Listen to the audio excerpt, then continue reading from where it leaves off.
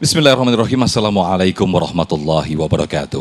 Alhamdulillahirabbil alamin hamdan katsiran thayyiban mubarakan fi. Asyhadu an la ilaha illallah wa asyhadu anna Muhammadan abduhu wa rasuluh. Segala puji bagi Allah, senang sekali Damai Indonesiaku kembali menyapa Anda yang kali ini kita bersiaran langsung dari Masjid Raya Al-Mutakin, Jalan Ahmad Atna Wijaya, Tegal Gundil, Bogor, Jawa Barat. Nah, menarik apa yang akan kita angkat pada kesempatan siang hari ini yaitu berkaitan dengan selingkuh. Sebetulnya salah siapa ketika pasangan itu selingkuh? Nah, kita akan membahas dan akan mengkaji bersama guru-guru kita. Ada Ustadz Koh Denis Lim dan juga Ustadz Taufikur Rahman atau Ustadz Pantun. Pemirsa, inilah Damai Indonesiaku yang dipersembahkan oleh Sarung Wadimor, tentu sarung kita. Selamat menyaksikan.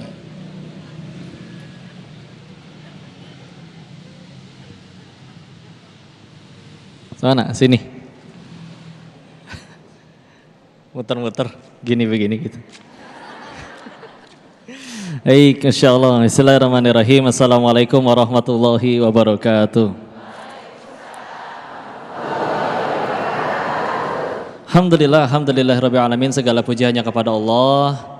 Salawat salam semoga selalu tercurah pada junjungan kita baginda Rasulullah Muhammad sallallahu alaihi wasallam beserta para keluarga dan sahabatnya. Semoga Allah sanggupkan kita istiqomah dalam meniti sunnahnya.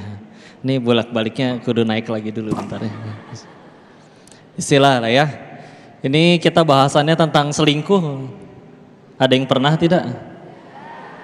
Atau diselingkuhi? Kalau ngelihat perbandingannya ini satu suami bawa 3 istri atau gimana Pak? Insya Allah. Istilah. Izin ya, saya nggak pengen bahas salah siapanya atau hukumnya. Karena sebetulnya jawabannya jelas, salah yang selingkuh. Tapi sebagaimana orang beriman, yang saya tahu orang kalau udah ngajinya benar, imannya kuat, dia nggak akan peduli siapa yang salah. Dia sibuk mikirin gimana caranya setiap kejadian membuat dia tambah dekat sama Allah. Contoh, Nabi Yunus alaihissalam sekedar lelah mendakwahi umatnya, ditinggalin sebentar, malah beliaunya yang dimakan ikan paus. Apa nyalahin umatnya? Di dalam perut ikan terus ngomong, ya Allah masa saya yang dimakan, umat atuh kenapa saya? Untung beliau bukan orang Sunda ya. Tapi malah sibuk berdoa, la ilaha illa anta subhanaka inni kuntu minadh dhalimin. Surat 21 Al-Anbiya ayat ke-87. Tiada ilah selain engkau, maha suci engkau, justru saya yang zolim. Izin turun lagi ya, saya diminta mondar mandir ya. Dan juga Nabi Adam alaihissalam kan kita tahu beliau tuh aslinya gak mau. Terus gak mempan, iblis goda istrinya. Karena sayang sama istrinya, akhirnya jadi mau makan buah yang terlarang. Ketika dihukum, apakah berkata, ya Allah kan kau tahu si iblis yang ngegoda. Iblis atuh sama istri saya sekalian. Tapi enggak tuh, bahkan mewakili istrinya. Rabbana zalamna anfusana wa illam taghfir lana wa tarhamna lanakunanna minal khasirin. Surat 7 Al-A'raf ayat 23. Udah sibuk begitu aja. Karena bilang, tapi kok beneran yang salah dia yang selingkuh loh. Saya udah baik, saya udah setia. Ya terus Allah tidur gitu. Kan pengadilan Allah ada. Jujur Bu, ibu misalkan diselingkuhin, lebih pahit mana? Balasan ibu ngebalas dendam sendiri atau nanti balasan dari Allah? Terus kalau udah kita tahu bakal ada balasan dari Allah, ngapain kita ngotorin tangan kita sendiri? Mana balasan dari kita belum tentu mempan. Yang ada balas-balasan. Emang pantun? Ada Ustadz pantunnya. Ustadz izin. Masya Allah. Jadi udahlah. Yang paling beruntung dari kejadian perselingkuhan tersebut justru yang bikin tambah dekat sama Allah. Korbannya gak mungkin Allah sia-siain. Pahit iya, pasti gak mungkin enggak. Dampingin dari nol.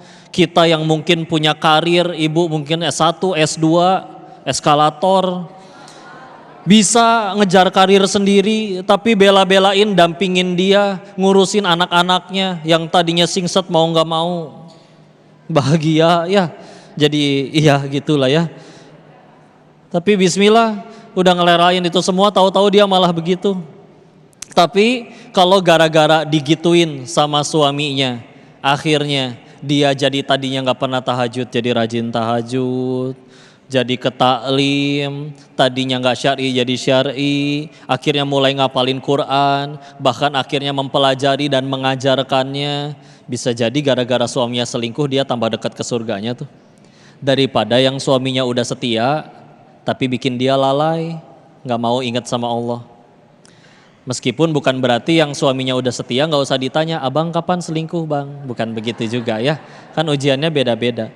Tapi maksudnya, yuk gimana atuh? Karena kalau nggak mulai dari diri, bismillah, mau istrinya nggak perhatian kek, bahkan punten mau suaminya sakit terkapar nggak bisa apa-apa, diranjang tiap hari kita nyuapin, kita ininya kuat nih dalamnya, imannya, tahu betul nggak akan mau ngelakuin yang Allah nggak suka. Secara akal pun kita bisa mikir ya, punten, kejadian nih, mohon maaf sampai terjadi perzinahan misalkan. Jujur, enaknya zina emang itu berapa minggu? Paling hitungan menit, ya itu izin mohon maaf, akhirnya terjadi, nikmatnya cuma beberapa menit, tapi efeknya Allah bisa cabut hancur usahanya, istrinya ngambek melulu tiap di rumah, suasana rumah jadi nggak enak gara-gara istri yang marah-marah, anak-anak ketahuan sama suaminya seperti itu jadi benci sama ayahnya, anak perempuannya ngelihat bapaknya kayak gitu jadi benci sama laki-laki, akhirnya anak jadi lesbi, udah gitu akhirnya ketika pisah, akhirnya kalau mau ketemu sama anaknya jadi cuma bisa seminggu sekali karena cerai. Ketika ketemu juga anaknya juga benci sama bapaknya, selalu judes. Efek dari nikmat fisik beberapa belas menit, ganjarannya sampai kayak gitu. Wajar dan masuk akal gak sih? Layak gak kita ngejarnya? Kan asal gak nyambung betul. Dan bagi korbannya juga bismillah, gak ada yang sia-sia sekali lagi. Paling izin berpesan nih kalau kita mau jujur ya.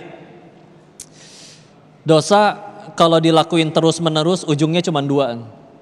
Terus-menerus tanpa tobat ujungnya cuma dua. Satu, Allah buka aibnya.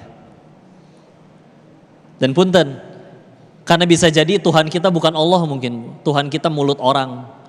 Karena akhirnya kita diancam dengan segala macam pahitnya ke sebuah keburukan dan lain-lain gak mempan. Ya udah mau gak mau Tuhannya mulut orang kali, dibuka deh. Siapa tahu dihujat orang dia berhenti.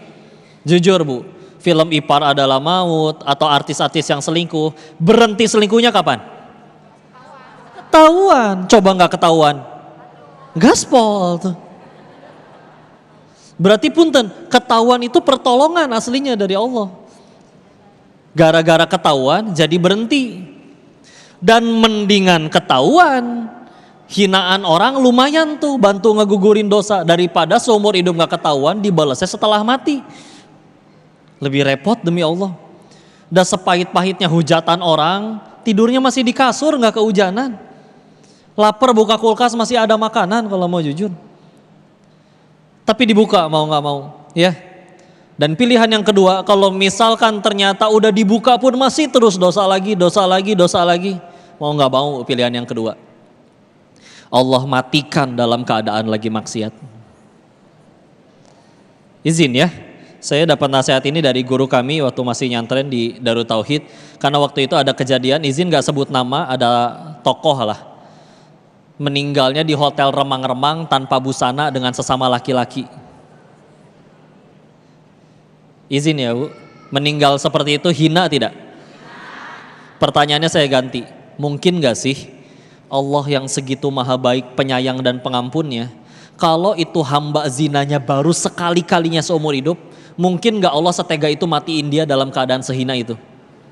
Kayaknya enggak kan? Dan ketika akhirnya ditanya ke orang-orang sekitarnya, emang ternyata gak kehitung bu udah berapa kali. Makanya kalau misalkan masih sampai ketahuan mah demi Allah pertolongan ya. Dan kalau memang Allah udah benci gitu ya, kan mudah bagi Allah matiin aja waktu lagi selingkuh, mudah tidak? Tahu-tahu petir menyambar atau bangunannya roboh atau serangan jantung, mudah tidak? Mudah insya Allah. Pertanyaannya kenapa dia masih hidup? Sederhana.